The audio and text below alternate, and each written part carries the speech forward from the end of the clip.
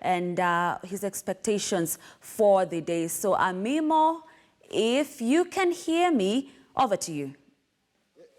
Yes, thank you, Brenda. We at Parliament here are still working on, waiting for this particular process.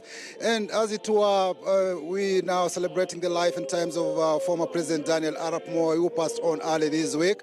And joining me is the Secretary General of the Central Organization of Trade Union, Brother Francis Atwoli. Just reflecting your times with the former president, you tell us that you are a life member of KANU. Yeah.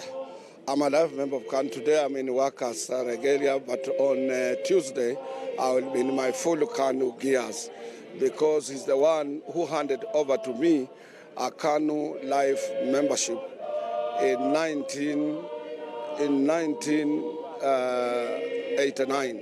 It's when I received my life KANU membership, and in 1992 I supported him as one of the KANU candidates in the Butere election. After the IPPG recommendation, I made him to get 25% from Western Province, and we became friends after having supported him during multi-party democracy elections, first multi-party democracy elections. To me, he was a father, he was a mentor, he was an advisor, and he was a financier. He helped me great. He changed my life, both locally and internationally. And when I assumed the responsibilities of leading Kenya Plantation and Agricultural Workers Union in 1994, he asked me to have a home in Nakuru. And he made me to have a home in Nakuru, where I'm staying up to now on Kabarak Road in Kiamunye area. He was a wonderful person. He loved workers. There is no any labor day that he did not award workers on minimum wage increase. And he could directly negotiate with workers.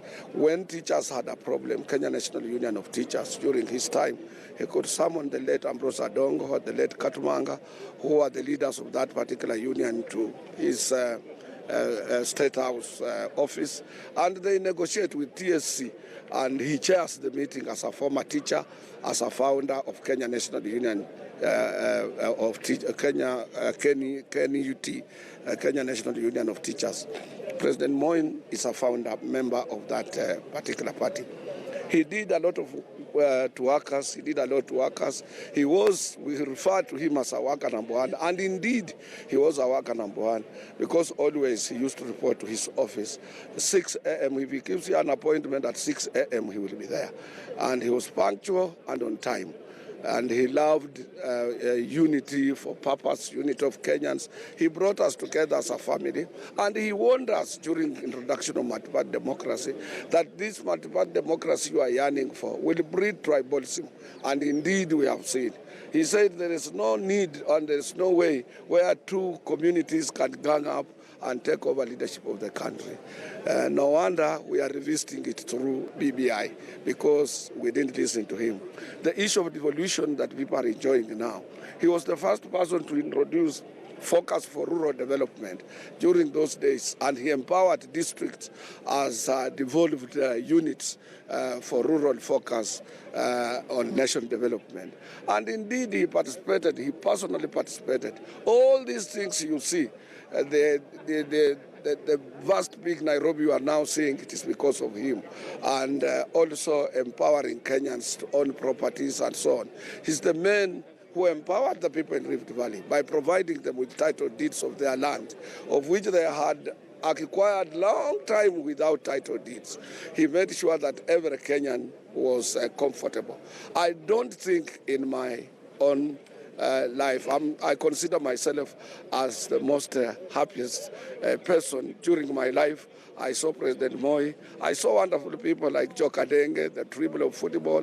I saw wonderful people like the dangerous people in politics like Martin Shikuku, James Sarone.